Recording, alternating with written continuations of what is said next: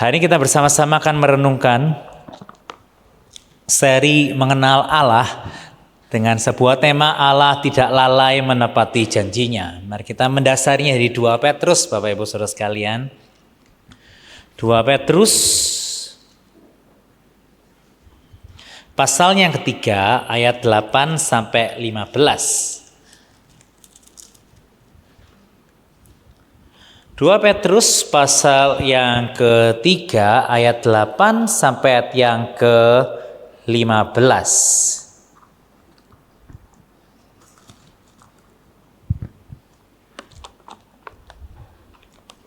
Kalau sudah mendapatkannya, saya akan membacakannya bagi kita sekalian. Alkitab saya LAI yang masih lama Bapak Ibu. Kalau Bapak Ibu pakai LAI 2 mungkin ada sedikit perbedaan di dalam pembacaan. 2 Petrus pasal yang ketiga ayat 8 sampai ayat yang ke-15. Akan tetapi saudaraku yang kekasih, yang satu ini tidak boleh kamu lupakan, yaitu bahwa di hadapan Tuhan satu hari sama seperti 1000 tahun dan 1000 tahun sama seperti satu hari. Tuhan tidak lalai menepati janjinya sekalipun ada orang yang menganggapnya sebagai kelalaian.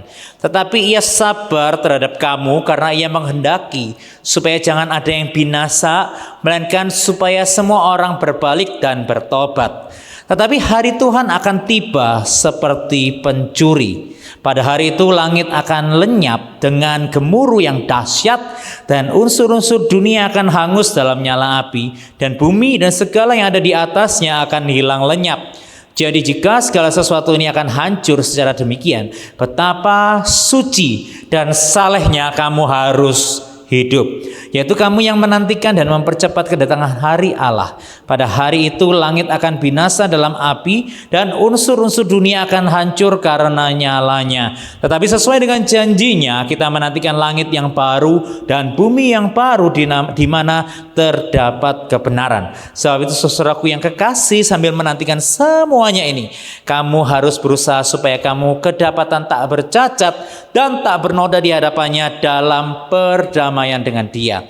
Anggaplah kesabaran Tuhan kita sebagai kesempatan bagimu untuk beroleh selamat. Seperti juga Paulus, saudara kita yang kekasih, telah menulis kepadamu menurut hikmat yang dikaruniakan kepadanya. Demikian bacaan firman Tuhan pada kesempatan sore malam hari ini. Bapak Ibu saudara sekalian, kita semua pasti pernah menunggu Bapak Ibu. Pernah menunggu Bapak Ibu? Pernah Bapak Ibu menunggu jodoh. Nah, siapa di sini yang menunggu jodoh? Ada menunggu jodoh yang di belakang-belakang ada yang menunggu jodoh. Menunggu SMS dari kekasih. Oh, ini kalau Pak Sinliang dari anak biasanya minta transferan uang tadi ya. Kita pernah menunggu di dalam berbagai macam peristiwa. Tapi saya kalau boleh mengamati ada 2 jenis menunggu Bapak Ibu ya. Ada yang saya boleh bilang menunggu secara aktif, ada yang menunggu secara pasif Bapak Ibu ya. Nah, saya itu pernah sekali itu ke Singapura Bapak Ibu ya. Ke Singapura itu kalau kita itu lagi pergi biasanya kebanyakan bahkan penduduknya sendiri naik kereta Bapak Ibu ya. Nah, yang menarik kereta itu kan nunggu ya, nunggu di stasiunnya, di dalam itu kan juga nunggu gitu ya di keretanya sambil keretanya jalan jes gitu ya. Nah, saya tuh iseng Bapak Ibu, saya tuh ngamatin orang-orang ini karena saya kan pelancong Bapak Ibu ya. Jadi saya nggak ada kepentingan ya, saya lihat gitu doang. Saya amati orang luar tuh beda sama orang Indonesia loh Bapak Ibu. Kalau nunggu itu Bapak Ibu pernah nggak yang ngelihat mereka itu baca buku Bapak Ibu atau baca berita loh. Saya tuh iseng-iseng kayak gini-gini gitu kan. Itu orang tuh baca buku loh. Bahkan ada yang pakai buku bener-bener buku loh Bapak Ibu ya. Bukan kayak e-book gitu. Mereka tuh kayak nggak pengen momen waktu nunggu itu sia-sia gitu. Jadi mereka lihat berita gitu. Saya ngeliat YouTube-nya tuh bukan kartun, bukan Netflix, bukan loh, berita CNBC gitu-gitu. Jadi itu mereka tuh nunggu tapi sambil juga produktif ya, kayak sambil mengisi pikirannya dengan baca berita. Mereka update itu di jalan ya. Mungkin kalau mereka di rumah udah sibuk ya, ngapain. Mungkin mereka waktunya itu di jalan mereka pakai dengan maksimal ya. Saya nggak tahu kalau sekarang, kalau dulu saya amati kalau saya nunggu bis atau naik bemo itu Bapak Ibu, orang-orang itu kalau nunggu itu delongop Bapak Ibu ya, delongop gitu kayak kosong gitu kiranya. Ngamati nggak ya? Kayak nggak tahu ngitung debu atau apa gitu, tapi kayak jarang gitu yang kayak baca berita, baca buku gitu. Biasanya kayak kosong gitu. Bahkan udah masuk di bus ya dulu naik Damri itu banyak yang kayak itu kayak orangnya di sana tapi nggak tahu di mana gitu. Kayak kosong gitu Bapak Ibu ya. Buru-buru baca buku Bapak Ibu ya.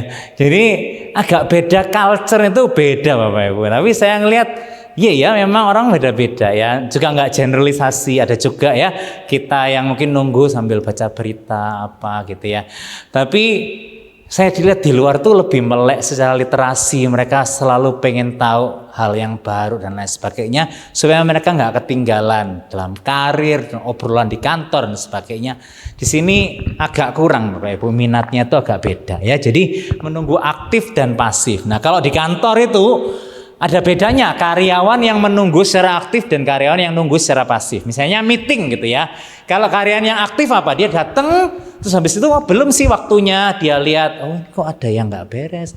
Ini ada dia sambil beresin kursinya, berkasnya dirapiin. Nah itu dia nunggu tapi dia nggak cuma diem gitu ya. Seneng nggak punya karyawan kayak gini Bapak Ibu ya. Kalau kita yang business owner masih seneng ya. Karena apa? Wah dia ini apa ya? Care gitu ya dan aktif gitu, proaktif, inisiatif gitu ya. Tapi ada yang menunggu secara pasif ya, datang kalau lebih awal ya dia main game di sana, duduk gitu ya. Yang lain masuk juga nggak disapa gitu ya. Jadi dia sama-sama nunggu, tapi satunya itu produktif, memberi satu kontribusi, satunya itu pasif gitu ya. Ya udahlah ya. Biasanya kalau menjelang tutup kantor yang aktif itu biasanya masih ngerapiin meja ya Kristina ya, ngerapiin meja. Kalau yang pasif itu ya udah nunggu langsung pergi gitu ya. Tapi yang aktif itu dia berusaha di waktu-waktu yang ada dia berusaha mengejar hal yang bisa kejar atau bahkan dia nanyain temennya apa yang bisa saya bantu dan sebagainya. Jadi sama-sama bisa menunggu tapi kita bisa menunggu dan produktif, tapi kita juga bisa menunggu tapi kita pasif, nggak melakukan apa-apa dan tidak menghasilkan hal-hal yang baik melalui satu hal yaitu menunggu. Bapak Ibu saudara sekalian, di dalam konteks kita secara lebih luas sebenarnya hari kita juga sama-sama menunggu. Menunggu siapa Bapak Ibu? Menunggu Yesus yang akan datang kedua kalinya. Itu adalah janji yang Tuhan berikan bahwa suatu hari nanti Kristus akan datang untuk kedua kalinya sebagai hakim. Dia akan menghakimi orang yang hidup dan yang mati. Dan di sanalah kita akan bertanggung jawab atas kehidupan kita. Di dalam penantian itu kita menjadi orang Kristen yang seperti apa Bapak Ibu? Yang aktif, melakukan kehendak Tuhan, mengejar keserupaan dengan Kristus, atau kita pasif. Ya udah cuma nunggu mati atau ya udah kita nunggu aja. Tapi kita tidak punya perspektif, oh kita harus memberi buah, kita harus bertumbuh. Penerima surat 1 Petrus dalam masa penantian yang sama. Pada waktu itu mereka menanti kedatangan Kristus kedua kali, namun tidak kunjung datang. Di dalam perjanjian baru kalau Bapak Ibu membaca surat-surat bahkan Yesus sendiri, kita akan melihat bahwa ada indikasi bahwa Yesus itu akan segera datang untuk kedua kalinya. Sehingga tidak heran orang-orang Kristen yang pada waktu itu mengalami terutama penindasan dan penganiayaan, mereka punya pengharapan ketika mereka mungkin dibacakan surat-surat ini, mereka punya pengharapan yang besar bahwa Yesus itu datangnya itu segera. Kenapa? Karena mereka ada di dalam situasi yang sangat berat, menderita dan juga mengalami penganiayaan. Dengan kacamata itu kita mungkin bisa paham, kita ingin segera Yesus segera datang. Kalaupun hari ini kita misalnya mungkin tinggal di daerah yang berkonflik, mungkin kita bisa punya pengharapan yang sama ketika kita membaca Alkitab. Kita mungkin bisa akan bilang, Tuhan, kenapa nggak segera datang? Karena mereka mengalami penindasan. Mereka mengalami aniaya itu, sehingga ketika mereka mendengar tentang Yesus akan datang kedua kali, pengharapan mereka itu besar. Dan makin hari pengharapan mereka makin memudar ketika Yesus kok serasa tidak kunjung datang. Seolah-olah kok kedatangan Tuhan itu quote and quote tertunda. Kenapa Yesus tidak segera datang di tengah penderitaan yang mereka alami? Ada banyak di antara mereka yang mungkin mulai putus asa, banyak di antara mereka mungkin kehilangan pengharapan. Ditambah lagi Bapak Ibu Saudara sekalian, tengah-tengah mereka ada para pengajar palsu yang mengajarkan bahwa Yesus itu nggak akan datang kembali.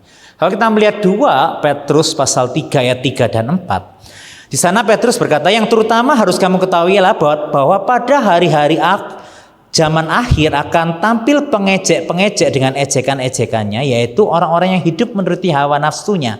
Kata mereka, di manakah janji tentang kedatangannya itu? Sebab sejak bapak-bapak leluhur kita meninggal, segala sesuatu tetap seperti semula pada waktu dunia diciptakan. Di sini Petrus mengutip kata pengejek-pengejek atau para pengajar palsu ini yang seolah-olah mengejek ajaran-ajaran Petrus dan juga para rasul yang lain. Paulus jelas sekali berkontribusi dalam kehidupan jemaat penerima surat 2 Petrus ini. Dan para pengejek dan pengajar palsu itu bilang, mana janji tentang kedatangan Yesus? Mana?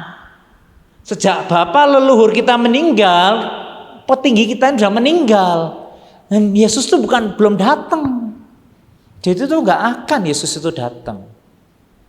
Itulah kata pengajar palsu itu. Sehingga ada banyak orang yang tentunya terpengaruh dengan pengajaran-pengajaran ini dan mereka merasa ya udah kalau Yesus nggak datang ya udah. Apa implikasi sebenarnya dari kita nggak percaya Yesus itu datang kembali? Kita nggak akan tahu bahwa kita harus mempertanggungjawabkan hidup kita di hadapan Tuhan. Sehingga mulai lost hidup moral orang-orang beriman pada waktu itu, orang-orang di gereja mulai hidup semaunya sendiri dan beberapa mungkin justru ke ekstrim yang satunya, mereka pasrah, mereka nggak punya lagi pengharapan di dalam hidup mereka. Jadi ada 2 kelompok orang, satunya hidup semaunya, ya Yesus tidak akan datang, satunya mereka yang pasrah dan tidak punya pengharapan. Dan Bapak Ibu Saudara sekalian, seperti yang kita tahu bahkan terjadi hari ini, yang namanya pengajaran salah itu bukan berarti sepi loh Bapak Ibu, ya, malah rame. Ya, saya duga kenapa Petrus sampai mengangkat dan mengutip perkataan ini, karena ini satu isu yang serius pada gereja pada waktu itu. Karena siapa yang nggak mau kalau kita boleh pikir Bapak Ibu, kita masuk surga, ya, Yesus mati, kita masuk surga, kita nggak harus bertanggung jawab atas kehidupan kita. Enak nggak Bapak Ibu? Enak, aku bisa hidup sakarepku dewek, aku tetap masuk surga. Ya enggak sih? Kalau pengajaran-pengajaran yang buat orang enak itu biasanya lebih rame. Dan bukan berarti yang benar itu yang rame. Hari ini gereja yang ngajarnya salah, rame atau sepi Bapak Ibu? Sepi. Banyak yang rame juga loh sebenarnya ya. Yang ngajarin salah itu malah rame loh. Siapa nggak mau ikut Tuhan kaya raya? Amin Bapak Ibu. Amin. Amin. Wah, seneng toh. Kaya raya ya kan, nggak pernah ada tanggung jawab apa-apa ya kan. Ya happy nggak pernah sakit. Oh rame ya hari ini ya gereja-gereja yang jadi rame itu belum tentu benar ya, rame itu belum tentu sesuai sama kebenaran firman Tuhan. Kenapa rame? Karena enak, menyenangkan manusia. Siapa yang nggak senang sih datang dihibur, ya kan? Siapa yang nggak senang sih datang dibilang Tuhan pasti membuat kamu kaya. Oh, pulang tuh rasanya kayak gitu ya, kayak punya semangat baru untuk kerja hari Senin gitu loh namanya ke gereja. Ya. Jadi ajaran yang salah itu belum tentu sepi dan orang-orang Kristen yang bahkan sungguh-sungguh sekalipun bisa juga dipengaruhi, termasuk orang-orang di gereja Injili. Ketika kita dengar mungkin khotbah-khotbah tertentu, kita mungkin bisa tergoda dan bisa juga goyah Bapak Ibu. Seorang penulis tafsiran Alkitab, Douglas Jimo, dia mengatakan bahwa kita pun sebenarnya tidak imun, Bapak Ibu. Ya, orang Kristen yang setia sekalipun dapat gagal mempertahankan worldview Alkitabiah dan mendapatkan ide dari budaya sekitar yang tidak sesuai dengan kebenaran Allah. Mereka bisa juga terpengaruh, atau mungkin kita ganti ya, kita bisa juga terpengaruh oleh pertanyaan-pertanyaan dan isu-isu yang diangkat oleh para guru palsu. Tergantung ajaran-ajaran palsu itu bukan semerta-merta menyatakan statement, tapi di dalam gereja 2 Petrus ini meragukan iman dengan pertanyaan, di mana kedatangannya, di mana janjinya. Kalau kamu percaya janjinya, mana buktinya? Kakek nenek ongco udah meninggal, nggak ada kedatangan Yesus. Jadi membuat kita ragu dengan pertanyaan, menggoyahkan kita dengan pertanyaan. Dan Douglas mau mengatakan dengan sangat jujur bahwa orang Kristen yang setia sekalipun tidak imun dari pengaruh-pengaruh yang ada. Dan hari ini kita harus sama-sama mawas diri agar kita itu tidak terbawa oleh pengajaran-pengajaran yang salah. Dan kita merasa kita bisa hidup seenaknya dan mengikuti ajaran Kristen yang menyenangkan diri kita sendiri, tidak hidup sesuai dengan kebenarannya Tuhan. Dan di dalam perihal kedatangan Kristus ini, Petrus meluruskan bahwa Allah itu tidak lalai, tidak pernah lalai terhadap janjinya. Ketika Allah berkata Yesus akan datang kedua kalinya, Petrus bilang ia akan menggenapi janjinya. Artinya Petrus bilang ia pasti akan datang kembali, ya. Namun oleh ayat yang hari ini kita baca, di sana dikatakan bahwa sebenarnya ada 2 hal yang ditekankan oleh Petrus. Sekalipun jemaat merasa kenapa Yesus Kristus tidak datang segera, ya, Petrus bilang sebenarnya cara kita melihat timeline-nya Tuhan dan konsep waktu kita itu berbeda dengan konsep waktu atau perspektif waktu di mata Tuhan. Di sana dikatakan yang satu ini kamu gak boleh lupakan, yaitu bahwa di hadapan Tuhan 1 hari sama seperti 1000 tahun dan 1000 tahun sama seperti 1 hari. Allah itu adalah Allah yang kekal, ia di luar ruang dan waktu. Sehingga kita gak bisa bilang tentang waktu di dalam konsep yang kita pahami hari ini tentang waktu. Ketika kita berbicara tentang kenapa Allah lambat atau ditunda datangnya, kita berbicara tentang konsep waktu kita sebagai manusia yang hidup di tengah-tengah dunia yang dibatasi ruang dan waktu. Tetapi Allah kita itu tidak dibatasi ruang dan waktu, sehingga 1000 tahun itu sama seperti 1 hari di mata Tuhan yang tidak dibatasi oleh ruang dan waktu. Bahkan kalau kita membaca Mazmur nomor 90 ayat 4 juga mengatakan hal yang sama. Perspektif waktu yang kita jalani di kehidupan ini berbeda dengan perspektif waktunya Tuhan. Kita seringkali itu tidak sabar menanti, namun Petrus berkata kedatangannya itu pasti. Sekalipun quote and quote kita merasa itu tertunda. Karena sebenarnya nggak ada istilah tertunda ketika Allah itu tidak dibatasi oleh dimensi ruang dan waktu. Kenapa sebenarnya Allah itu Yesus itu belum datang kedua kali? Di dalam penjelasannya yang kedua, Petrus berkata karena ada tujuan di dalam penundaan kedatangannya. Ayat yang ke-9 berkata, Tuhan tidak lalai menepati janjinya, sekalipun ada orang yang menganggapnya sebagai kelalaian. Tetapi ia sabar terhadap kamu karena ia menghendaki supaya jangan ada yang binasa, melainkan supaya orang berbalik dan bertobat. Semua orang yang ditetapkan Tuhan untuk percaya kepada Yesus itu, agar mereka semua percaya dan bertobat.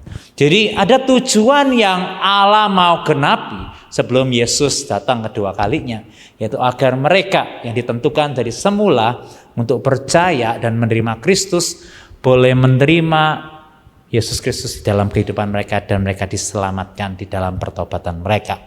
Jadi Tuhan menantikan orang-orang yang bertobat dan percaya kepada Kristus di tengah-tengah penantian yang hari ini kita alami. John Calvin, seorang reformator, berkata di dalam komentarnya, dia berkata kita itu seringkali 2 hal, tidak sabar dan kita itu malas, ya. Itu kata John Calvin, ya. Jadi ada dua jenis orang Kristen di dalam penantiannya kepada Tuhan, tidak sabar dan malas, ya.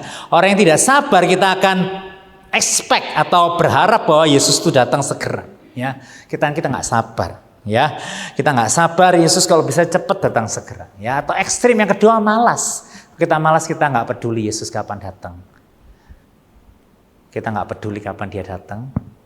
Sebenarnya kita sama sih, kalau kita malas kita nggak peduli kapan Yesus datang, sebenarnya kita sama seperti para pengajar palsu itu. Ya lebih baik dikit lah, tapi kurang lebih sama, karena kita nggak merasa bahwa waktu kita ini terbatas. Bahwa kita ini harus berbuat sesuatu di tengah-tengah penantian kita. Kita nggak bisa cuma pasif. Tapi kalau kita malas kita akan merasa kayak aduh, cari mangan aja susah, ngomong-ngomong Yesus datang kedua kali, gak usah ngomong Yesus datang kedua kali, ini kerja aja stres. Kita nggak peduli, kita cuek. Itu juga sikap yang abai terhadap perintah Tuhan, Bapak Ibu. Banyak nggak orang-orang Kristen yang kayak gitu, Bapak Ibu? Kita ngobrol-ngobrol tentang akhir zaman, akhir zaman besok kayak samangan ini akhir zaman, ya. Gak usah ngomong-ngomong akhir zaman. Banyak orang Kristen bahkan hari ini tidak berjaga-jaga menantikan kedatangan Yesus kedua kali.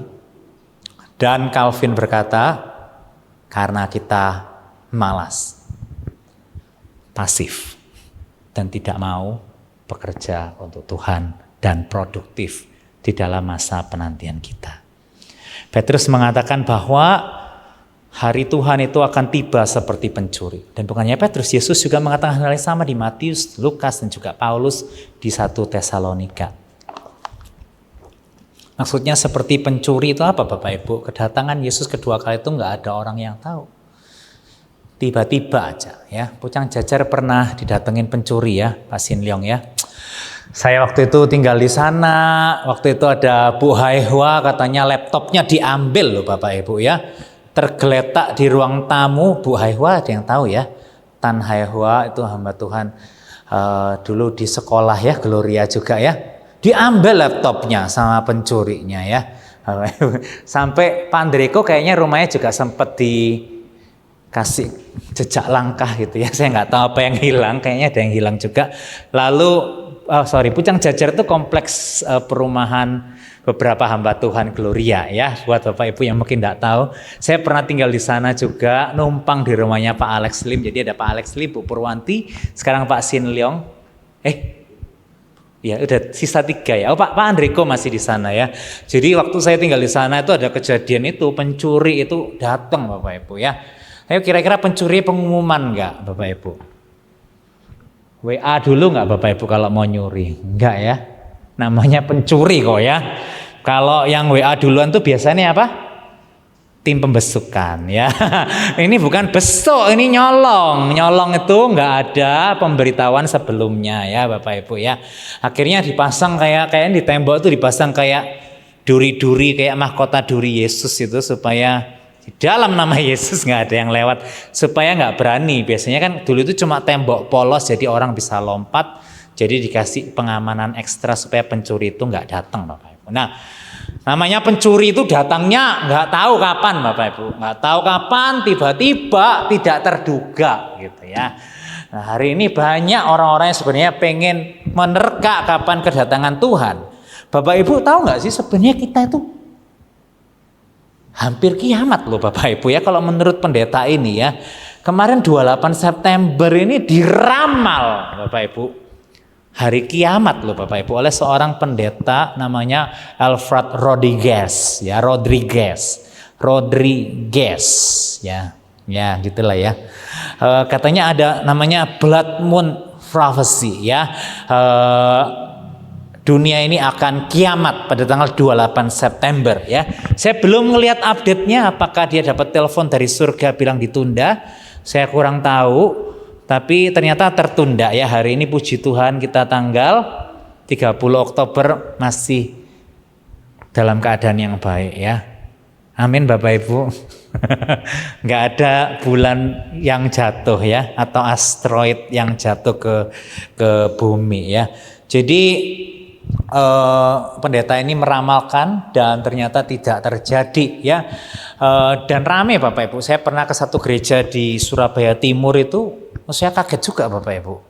Pendetanya juga seorang profesi ya, jadi dia meramal Bapak Ibu. Waktu itu dia meramal kalau misalnya Barack Obama naik ke presidenan untuk kedua kalinya, berarti dia adalah antikris dan dia akan menyatakan keberadaannya sebagai antikris, dan 1-2 tahun setelah itu di dalam masa dia menjabat itu kiamat akan terjadi. Wah, rame Bapak Ibu waktu. Saya benar-benar literally lagi di ibadahnya Bapak Ibu. Saya kayak berani banget ya orang-orang ini sespesifik itu Bapak Ibu, meramal dan melubuat ya, bukan lubuat ya. Jadi sampai sedetail itu, dan memang Barack Obama naik yang kedua kali loh Bapak Ibu. Memang kebijakan-kebijakannya banyak sekali yang bertentangan dengan Alkitab, tetapi yang kiamatnya itu kan nggak terjadi Bapak Ibu ya. Nah, saya nggak tahu, saya kesana lagi, mama saya kayaknya kan rutin waktu itu kesana ya. Jadi saya nggak tanya sih pendeta itu datang lagi atau nggak tahu dia dapat telepon dari surga kalau ditunda atau enggak, ya saya kurang tahu ya. Tapi sebenarnya seberapa orang berusaha meramal, sebenarnya nggak ada yang tahu Bapak Ibu. Alkitab dengan jelas waktunya itu tidak ada yang menduga, tidak ada yang tahu Bapak Ibu. Tetapi tanda-tandanya itu ada Bapak Ibu ya. Di dalam ayat 10b yang kita baca, sebenarnya peristiwa kedatangan Yesus itu akan disertai dengan gemuruh yang dahsyat dan unsur-unsur dunia akan hangus di dalam nyala api, bumi dan segala yang ada di atasnya akan lenyap. Kalau kita membaca nanti lebih jauh, ada pernyataan Petrus tentang ayat 13, bahkan tadi kita baca bahwa akan ada langit dan bumi yang baru, di mana terdapat kebenaran di sana. Tapi kalau kita membuka beberapa bagian Alkitab, sebenarnya tanda-tanda itu juga banyak banget. Di Matius 24, gempa Bapak Ibu ya. Kita ngerasa gempa di Surabaya, ngerasa Bapak Ibu ya. Gempa di Indonesia, kelaparan, bencana alam ya, ini terjadi di mana-mana. Sekalipun di Indonesia kita cukup subur, tapi sebenarnya ada banyak negara yang hari ini juga mengalami bencana, kelaparan, kesusahan panen. Indonesia sebenarnya juga, sekalipun mungkin kita masih oke karena kita tinggal di kota, tapi banyak sekali kegagalan panen terjadi. Perang antar negara ya, ini Yesus sendiri yang menyatakan di Matius 24, penganiayaan Kristus atau nabi palsu. Nah, kita lihat itu terus ada. Jadi hari ini kita bukan hidup di penantian yang kita rasa kayak non jauh di sana. Ini tanda-tandanya kita bisa lihat sampai hari ini. Bahkan Paulus di dalam 2 Timotius lebih berbicara tentang kemerosotan moral yang hari ini bahkan kita saksikan. Manusia mencintai dirinya sendiri. Siapa yang suka selfie di sini? Suka mewing terus foto ya di story-nya. Nah, selfie ya kan, mencintai diri sendiri, menjadi hamba uang. Ada di sini Bapak Ibu, hamba uang, bertobat Bapak Ibu. Yesus segera datang ya.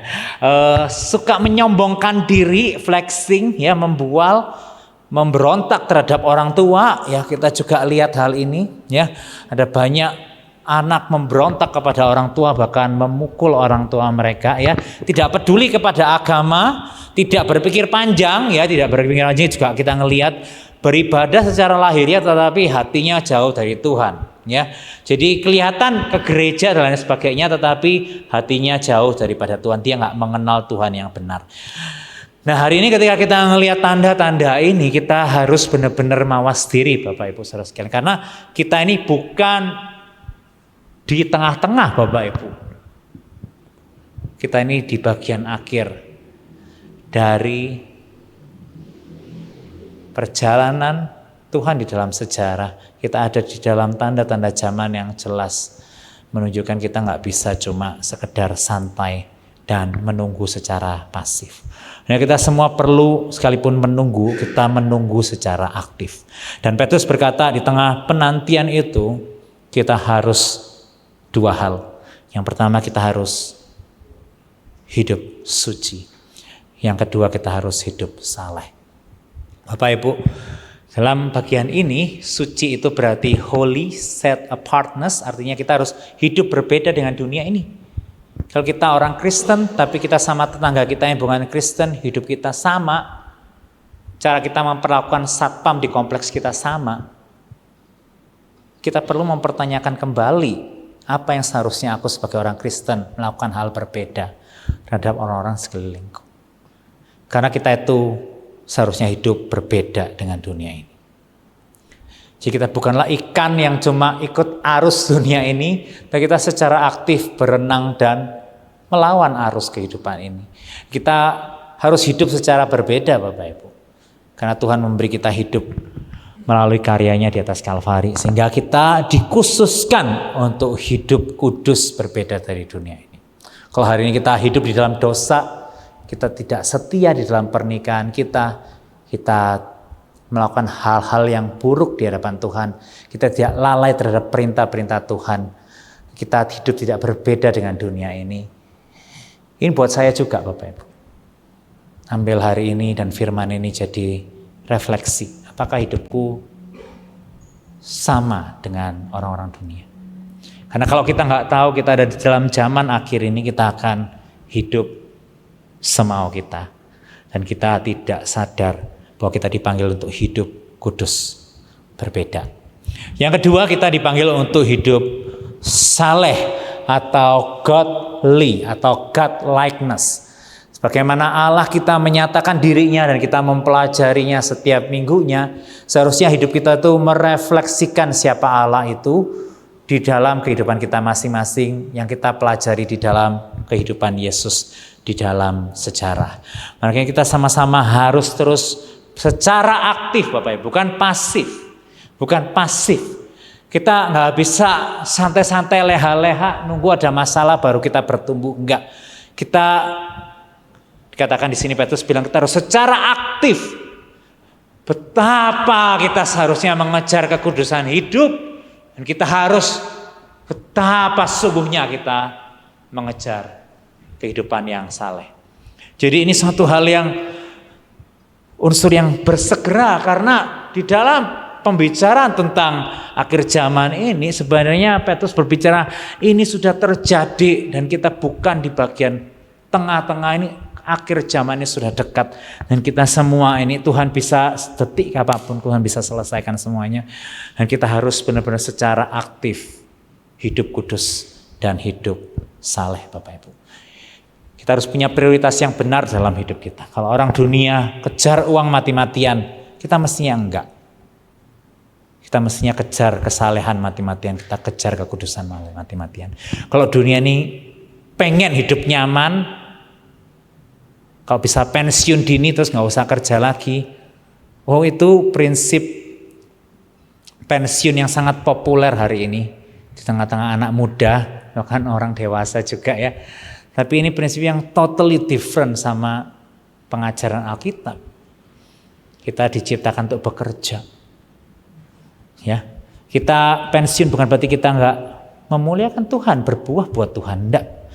Kita hidup kudus dan saleh. Prioritas hidup kita seharusnya berbeda ketika kita sadar waktu kita nggak banyak dan kehidupan ini sementara. Bapak Ibu Saudara sekalian, sepintas Herman dan Candelaria Sap ini seperti pasangan suami istri yang pada umumnya lah ya, mereka ya seperti pasangan suami istri pada umumnya. Jadi ini harta mereka satu-satunya ya, ketika mereka kemudian menikah, mereka itu punya mobil ini, Bapak Ibu. Ada yang tahu mobil apa ini? Enggak tahu ya, mobil tua gitu ya Bapak Ibu ya. Nah, mereka itu memutuskan setelah mereka menikah itu mereka pengen keliling dunia, Bapak Ibu ya. Rencananya awalnya 8 bulan Bapak Ibu. Terus lama-lama kok seru ya, diperpanjang 1 tahun, 2 tahun, 5 tahun, 10 tahun, 15 tahun, sampai 22 tahun Bapak Ibu. Keliling dunia dengan mobil tua ini Bapak Ibu. Mereka punya 4 anak yang lahir di berbagai macam negara, 1 di Argentina, 1 di Kanada, 1 di Australia, 1-nya di Filipina, Bapak Ibu. Jadi anaknya lahirnya itu di negara yang beda-beda. Bahkan mereka menjelajahi banyak sekali negara, puluhan, sampai sempat ke Malaysia. Ya nggak tahu kenapa kok nggak ke Indonesia. Mungkin kita kepulauan ya, bingung dia pulau yang mana gitu ya. Jadi mungkin dia nggak ke Indonesia karena kalau mau ke Bali mungkin agak jauh ya. Tapi kalau ke tempat-tempat yang lain mungkin bingung gitu pulaunya. Sampai deket ke kita, ke Malaysia Bapak Ibu ya. Nah mereka ini tentunya semua barangnya itu ya harus masuk semuanya ke mobil ini gitu ya. Artinya mereka nggak mungkin kayak AI gereja kita yang kayak ke Hong Kong beli tas gitu ya, beli baju gitu, terus 2 koper gitu. Mungkin nggak Bapak Ibu? Masih murah loh Bapak Ibu. Nggak mungkin. Paling tuku ya satu gitu. Pokoknya dipakai langsung, yang lama dibuang gitu kan. Kenapa? Karena tempat mereka itu kan nggak banyak. Bayangin kalau mereka shopping di tiap negara, waduh. Itu atasnya bisa setinggi gunung gitu ya. Saya nggak boleh melewati negara lain ya. Jadi dengan cara hidup mereka 22 tahun keliling dunia ini, tentunya mereka harus memikirkan apa yang mereka harus bawa, apa yang mereka harus prioritaskan. Tentunya mungkin makanan mereka harus punya persediaan, mereka hal-hal pengobatan mereka harus punya yang minimal paling enggak. Harus ada hal-hal yang penting yang mereka utamakan ketika mereka berpergian seperti ini. Mereka nggak mungkin belanja hal-hal yang mahal-mahal, beli lukisan, beli TV, apalagi waduh taruh mana Bapak Ibu ya. Jadi nggak mungkin. Mereka harus punya prioritas yang jelas ya. Nah penggambaran ini juga sama Bapak Ibu. Kita semua adalah pengembara. Kita semua itu hidup di dunia ini sementara. Kita udah tahu, udah sering dengar khotbahnya. Oleh karena itu ketika kita hidup itu harus punya prioritas Bapak Ibu. Ketika hari kita tahu bahwa Yesus sangat segera datang, penggambaran ini semoga menolong kita untuk punya pemahaman bahwa iya ya, artinya kita nggak bisa bersantai-santai dan dengan asal-asalan kita hidup dan menghabiskan uang kita dan lain sebagainya. Kalau kita tahu hidup kita ini sementara, untuk apa kita menimbun hal-hal yang sementara di dunia ini? Kalau hal-hal yang kita miliki ini nggak kekal, nggak akan kita bawa ke surga, bukankah seharusnya kita punya prioritas lebih? Mengejar hal-hal yang kekal yang kita bisa bawa ke surga di hadapan Allah. Karakter yang semakin serupa Kristus, kita tinggalkan dosa-dosa kita. Itu yang mesti jadi prioritas hidup kita. Karena kita nggak tahu kedatangan Tuhan Yesus seperti pencuri. Karena itu kita nggak bisa hidup asal-asalan. Kita harus punya prioritas. Apa yang Tuhan kehendaki. Kita nggak bisa cuma apa yang orang lain liburan, orang lain ini, orang lain itu. Kita santai-santai kita hidup seperti orang-orang dunia tidak. Karena kita tahu bahwa hidup ini sementara. Yesus akan segera datang. No time to waste. Kita harus menunggu tetapi secara aktif. Kita memberi buah, kita bertumbuh, kita meninggalkan dosa, kita semakin serupa Kristus, kita menjadi saksinya, memberitakan Injilnya. Mari kita bersama-sama punya hidup yang memiliki prioritas yang benar Bapak Ibu. Karena Yesus pasti datang kembali. Di dalam masa penantian ini kita harus menanti secara aktif. Kita harus hidup berbeda dengan dunia ini. Dan kita harus merefleksikan Allah melalui hidup kita. Sehingga melalui hidup kita nama Tuhan dipermuliakan. Melalui hidup kita menjadi saksi bagi orang-orang yang belum mengenal Tuhan. Agar mereka mengenal Tuhan dan menggenapi rencana Tuhan. Dari kekekalan sampai pada akhirnya. Mari kita berdoa, kita ambil waktu di hadapan Tuhan. Bapak Ibu saudara sekalian, firman Tuhan mengingatkan kita bahwa kita ini ada di chapter yang terakhir. Kita nggak bisa bersantai-santai, pasif, mengikuti arus dunia ini. Apa yang selama ini menjadi prioritas hidup kita? Apa yang selama ini menjadi impian-impian kita? Apakah hal-hal duniawi, hal-hal sementara? Mau nggak hari kita datang sama Tuhan, Tuhan, tolong aku menata kembali prioritas hidupku. Agar ketika Yesus datang, aku siap, aku ditemui bertanggung jawab. Mari di hadapan Tuhan, kita minta Tuhan tuntun aku untuk punya prioritas yang benar dalam hidupku. Aku tidak menunda-nunda dosa yang aku tahu aku harus tinggalkan. Aku tidak santai dan mengikuti arus di dalam kehidupan, tapi aku mau secara aktif belajar dari Yesus agar hidupku ini menyaksikan Dia. Mari kita berdoa di hadapan Tuhan. Kita berdoa di hadapan Tuhan.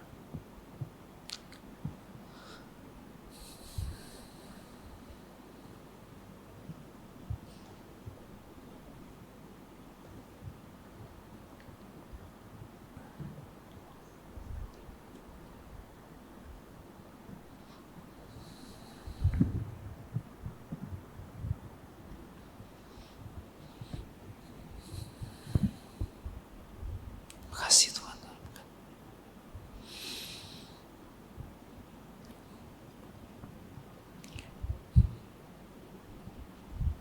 Tidak ada satupun di antara kami yang imun Tuhan terhadap pengaruh dunia dan kebudayaan di sekeliling kami.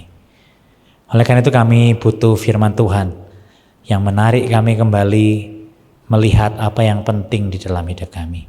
Apa yang Tuhan kehendaki, apa yang menjadi prioritas di dalam hidup kami. Hari ini kami diingatkan bahwa kami hidup di zaman akhir. Kami gak bisa menanti dengan santai, dan kami gak bisa menanti dengan abai. Biar kami sungguh-sungguh Tuhan. Di dalam penantian kami tahu waktu kami tidak banyak, dan kami harus hidup kudus dan hidup saleh sesuai dengan panggilan-Mu di dalam firman-Mu. Biar Tuhan yang menolong setiap kami menata kembali prioritas hidup kami. Biar kami Tuhan boleh mengejar bukan hal-hal yang dunia ini kejar. Kami boleh mengejar hal-hal yang Tuhan ingin kami kejar di dalam hidup ini. Kami ingin hidup meninggalkan dosa. Hidup kami menjadi Injil bagi orang-orang yang belum mengenal Tuhan. Hidup kami ini sungguh-sungguh mencerminkan Allah dan kemuliaan Kristus melalui usaha intensional yang kami lakukan di dalam kehidupan kami setiap hari. Tolong kami menata prioritas kami, berhikmat dalam mengelola keuangan kami, mengelola waktu kami, mengelola hidup kami, mengelola tenaga kami untuk kesenangan dan kemuliaan Tuhan. Karena hari-hari ini adalah jahat dan waktu kami tidak banyak Tuhan. Terima kasih Bapa, kami berdoa bagi gereja Tuhan dan setiap kami agar gereja Gloria ini Tuhan tolong. Agar kami semua satu hati bertumbuh, memprioritaskan hal-hal yang kekal di dalam kehidupan kami. Hanya di dalam dan demi nama Yesus kami berdoa, kami bersyukur atas firman-Mu. Amin.